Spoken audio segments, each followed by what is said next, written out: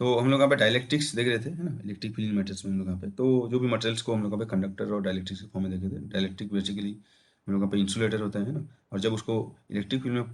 Put करते हैं तो उसमें पोलराइज्ड हो जाता है हम लोग यहाँ पे, है ना। तो ये देखे थे, तो एक चीज़ हम लोग यहाँ पे डिफाइन किए थे, जो जो इंपॉर्टेंट पॉइंट है जो तुमको माइंड में रखना है वो है, एक है हम लोग को पोलराइजेशन वेक्टर, मतलब कितना वो पोलराइज्ड हो रहा है, कितना डायपोल मूवमेंट उसमें इंड्यूस्ड हो रहा है। तो इंड्यूस्ड डायपोल मूवमेंट पर वॉल्यूम को हम लोग क्या बोल रहे हैं, पोलराइजेशन वेक्टर। एक था ये हम लोग को जो एग्जाम पॉइंट है उसे माइंड में रखना है, ठीक है। उसके बाद हम लोग यहाँ पे पोलर नॉन पोलर, ये तो डेफिनेशन थे हम लोग यहाँ पे, ठीक है। उसके बाद हम लोग यहाँ पे था कि हम लोग का जो पोलराइजेशन वेक्टर में दो तरीके से हम लोग को फाइंड आउट किया था, ये जो कुछ डेरिवेशन लेके जो मेन पॉइंट है ये था,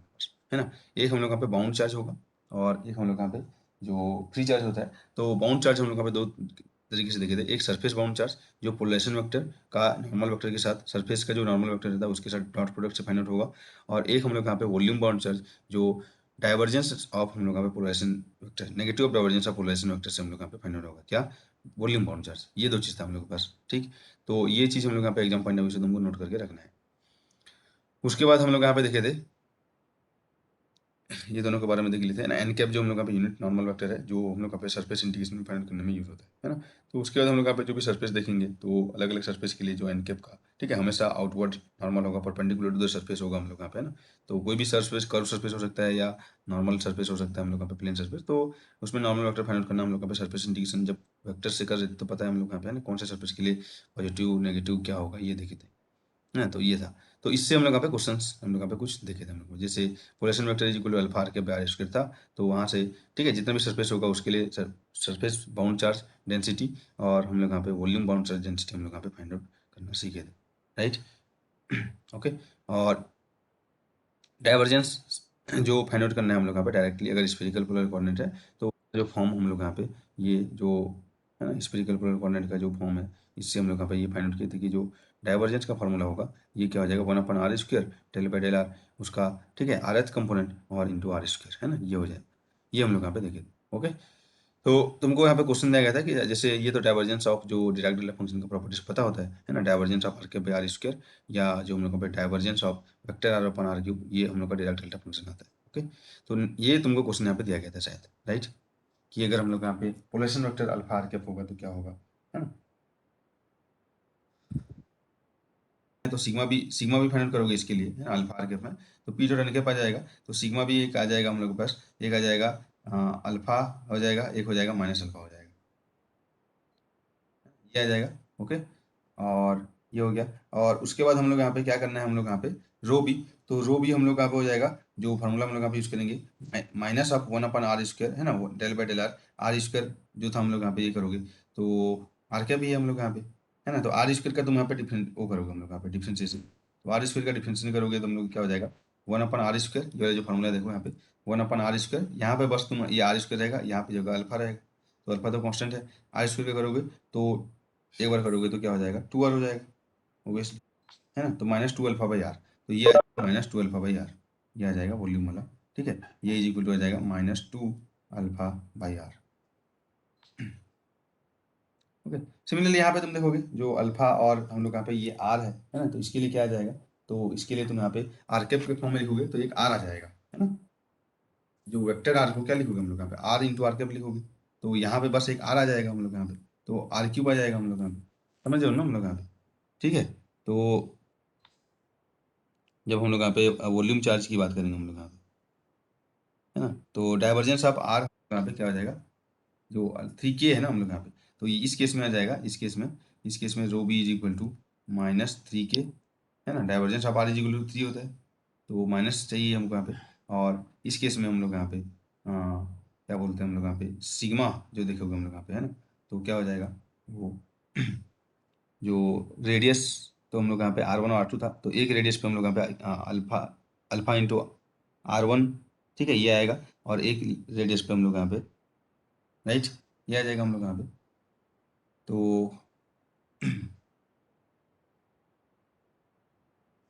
ओके, हाँ जस्ट वेट, क्या आ जाएगा हम लोग यहाँ पे जो सेकंड वाला में ये सिग्मा भी आ जाएगा, दो इनर सरफेस एक आएगा, तो सिग्मा भी इज इक्वल टू मैं यहाँ पे लिख दे रहा हूँ, दो आएगा, एक है ना, एक इनर सरफेस पे आएगा, एक आउटर सरफेस पे आएगा हमारे पास, तो इनर सरफेस पे इनर सरफेस का रेडियस आएगा हम लोग यहाँ पे, है ना, तो जो इनर पे हम लोग यहाँ पे आ जाएगा जो भी है माइनस के इंटू इनर का था R1 और आउटर के लिए आ जाएगा के इंटू R2, ये आ जाएगा, राइट, ऐसे ही आएगा। ओके, हाँ ये हो गया। उसके बाद नेक्स्ट जो क्वेश्चन हम लोग यहाँ पे सिर्फ स्फेयर था, है ना, सिर्फ स्फेयर था हमारे पास। तो consider a dielectric sphere of radius R with polarisation vector, ये था। तो यहाँ पे सिर्फ स्फेयर था, तो बस हम लोग को क्या देखना है, हम लोग यहाँ पे सिर्फ स्फेयर में हम लोग यहाँ पे, ठीक है, जो स्फेयर है हम लोग यहाँ पे, तो सिग्मा बी और रो बी फाइनल करेंगे। तो इसके लिए क्या आ जाएगा, सिग्मा बी पहला वाला के लिए, तो पहला वाला के लिए मैं सिग्मा बी लिख रहा हूँ। ओके, पहला वाला के लिए सिग्मा बी, एक ही सरफेस है हम लोग के पास, है ना, तो क्या हो जाएगा, रेडियस आर था तो के आर हो जाएगा, और रो भी यहाँ पे दिख रहा हूँ वही -3 के। इसके लिए क्या आ जाएगा, sigma B is equal to R K by R square हम लोग यहाँ पे, तो इसके लिए हम लोग यहाँ पे sigma B is equal to K by R square आएगा, और rho B is equal to क्या आ जाएगा हमारे पास, -4 पाई के डेल क्यू बार, राइट।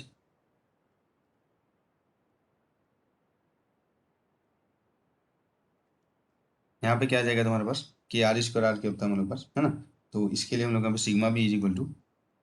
क्या आ जाएगा, के आर स्क्वायर रेडियस का, और rho B is equal to आ जाएगा R square R to the power,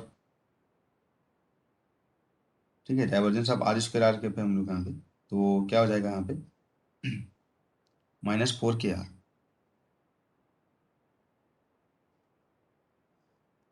है ना, ये इस तरीके से तुमको देखने को मिलेगा,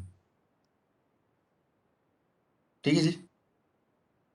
ओके, तो ये तुमको हम लोग यहाँ पे दिया गया था, हम लोग यहाँ पे क्वेश्चन, है ना, कैलकुलेट करने के लिए, बस सिंपल है, कैलकुलेट करना है, इससे डायरेक्टली क्वेश्चन पे एग्जाम्स में आते हैं, है ना।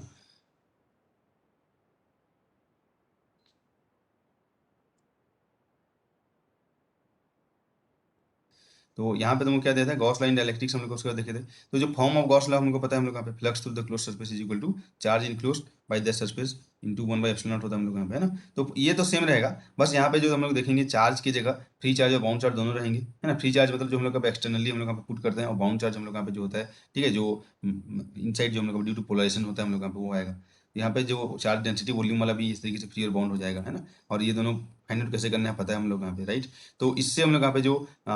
गॉस लॉ हम लोग यहाँ पे इस तरीके से आया था, उसका जो differential form divergence of D is equal to rho free आया था, और जिसे हम लोग यहाँ पे ओरिजिनल गॉस लॉ होता है इलेक्ट्रिक फील्ड के लिए, divergence of P is equal to rho by epsilon naught होता था। तो यहाँ पे क्या आ जाएगा, ओनली फ्री चार्ज पे डिपेंड करेगा। ओके, या इंटीग्रल फॉर्म देखोगे तो D dot D S is equal to Q free include, जितना फ्री चार्ज है उसकी बात हम लोग यहाँ पे करेंगे, है ना। क्यू फ्री इंक्लूड कैसे फाइंड आउट करना है, रो फ्री इंटू डी डॉट से तुम यहाँ पे फाइंड आउट कर सकते हो, एक चीज था। उसके बाद जो डी क्या था हम लोग यहाँ पे, तो डी हम लोग को मिला था D is equal to epsilon naught D plus P, है ना, जो कि डिस्प्लेसमेंट वेक्टर था। तो ये हम लोग यहाँ पे क्या देता था, responsible for current in discontinuous medium, है ना। तो ये था हमारे पास डी। ओके, ये चीज़ तुमको यहाँ पे यूज़ करना है। उसके बाद हम लोग यहाँ पे अभी तुमको यहाँ पे रिकैप करना है ना, तो मैं इसलिए यहाँ पे देख रहा हूँ कि क्या क्या चीज़ तुमको नोट करके लिखना है। ये चीज़ लिखना है, इंटीग्रल फॉर्म, डिफरेंशियल फॉर्म, फिर डी का वैल्यू लिखना है हम लोग यहाँ पे, राइट। उसके बाद हम लोग यहाँ पे देखे थे कि स्पेरिकली सिमेट्री केस में हम लोग यहाँ पे डायरेक्टली फाइंड कर सकते थे हम लोग यहाँ पे, है ना, Q enclose upon 4 pi epsilon R square रहता था ना, तो यहाँ पे एप्सिलॉन नॉट नहीं रहेगा हम लोग यहाँ पे। तो फ्री चार्ज है ना, जो क्या है वो बताया गया था तुम लोग यहाँ पे, तो ये डी हम लोग यहाँ पे यूज़ करेंगे। अगर हम लोग यहाँ पे स्पेशल केस लेंगे, लीनियर डायरेक्ट्रिक्स में ई,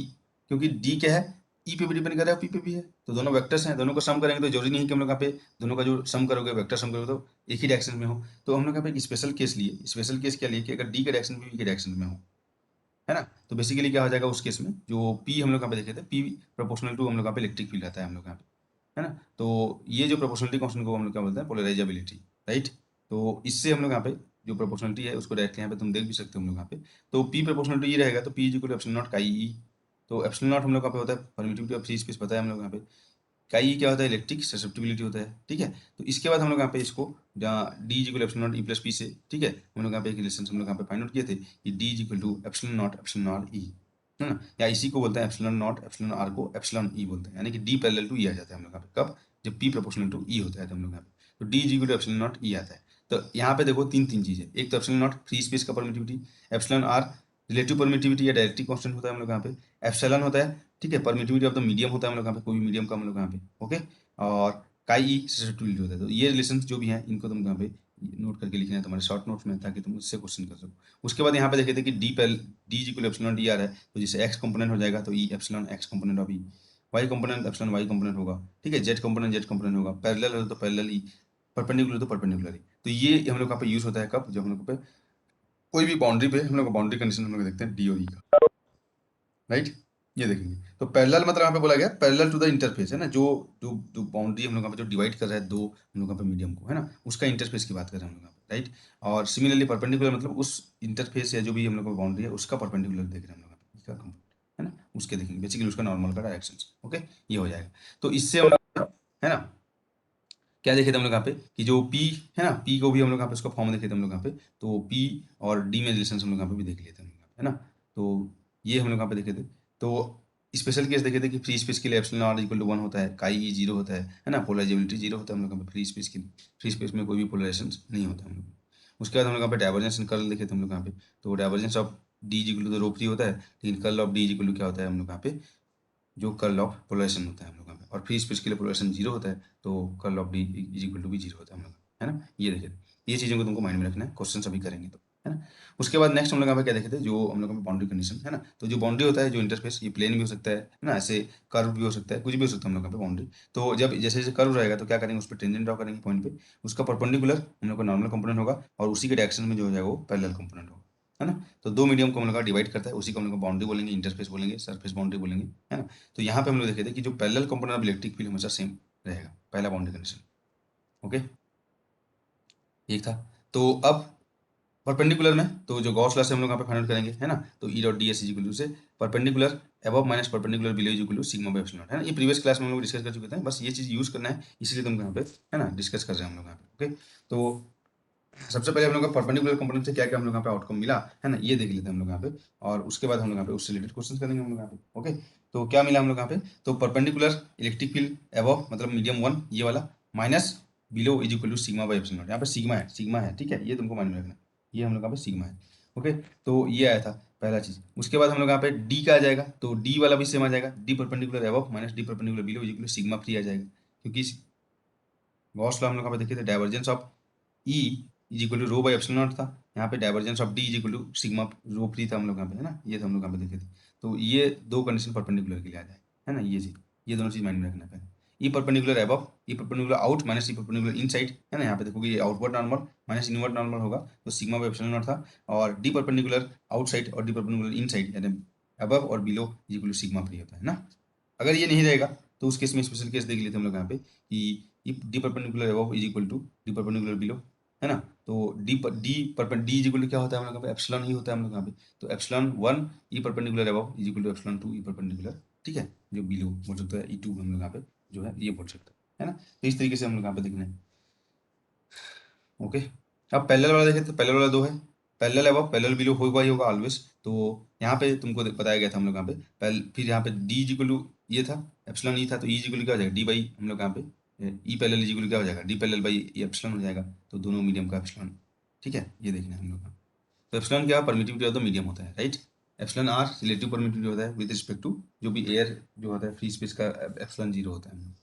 ओके, तो मैं तुमको क्या बोला था यहाँ पे कि जब भी हम लोग बाउंड्री कंडीशन देखते हैं तो जब भी हम लोग यहाँ पे जो रिलेशन हम लोग यहाँ पे दो से आता है, एक तो डाइवर्जेंस आता है, एक कर्ल से आता है। तो कर्ल से हम लोग यहाँ पे क्या मिलेगा, हम लोग को पैरेलल कंपोनेंट मिलेगा, और डाइवर्जेंस से हम लोग यहाँ पे क्या मिलता है, हम लोग यहाँ पे जो भी बाउंड्री कंडीशन वो हम लोग यहाँ पे परपेंडिकुलर वाला मिलता है हम लोग यहाँ पे ना। तो ये चीज़ हम लोग यहाँ पे देख रहे हैं हम लोग यहाँ पे। तो ये हो जाएगा। और पोटेंशियल के लिए क्या देखेंगे हम लोग यहाँ पे, तो पोटेंशियल एट द बाउंड्री हम लोग यहाँ पे क्या होता है, तभी हम लोग यहाँ पे कंटिन्यूअस होता है, तो उसके लिए हम लोग यहाँ पे क्या होगा, V1 equal to V2 at the interface हो जाएगा। तो ये चीज़ें तुमको यहाँ पे माइंड में रखना है, और इससे बेस्ड आगे जो तुम यहाँ पे क्वेश्चन है वो तुमको करना है हम लोग, ठीक है। तो चलो यहाँ पे क्वेश्चन तुम पहले खुद ट्राई करना, है ना, क्या तुम समझो हम लोग यहाँ पे, उसके बाद हम लोग यहाँ पे उसको डिस्कस करेंगे हम लोग, है ना। तो थोड़ा बहुत हम लोग यहाँ पे क्वेश्चन पे आते हैं। ओके, तो क्वेश्चन यहाँ पे पहले, है ना, कितना समझो। तो यहाँ पे तुमको जो दिया गया है क्वेश्चन हम लोग यहाँ पे है, पहला हम लोग यहाँ पे ये इंटरफेस था, और ये जेड डायरेक्शन दिया है ना, बेसिकली ये जो प्लेन है यहाँ पे प्लेन के परपेंडिकुलर है ये जेड डायरेक्शन। तो ये दिया है हम लोग यहाँ पे सबसे पहला दो, है ना। और ये मीडियम के बारे में मीडियम 1 मीडियम 2 नहीं लिखेंगे, एप्सिलॉन आर दे रहेगा तो पता चल जाएगा तुमको कि वो क्या है ना, बेसिकली यार डायरेक्ट्रिक कांस्टेंट दिया रहेगा तो भी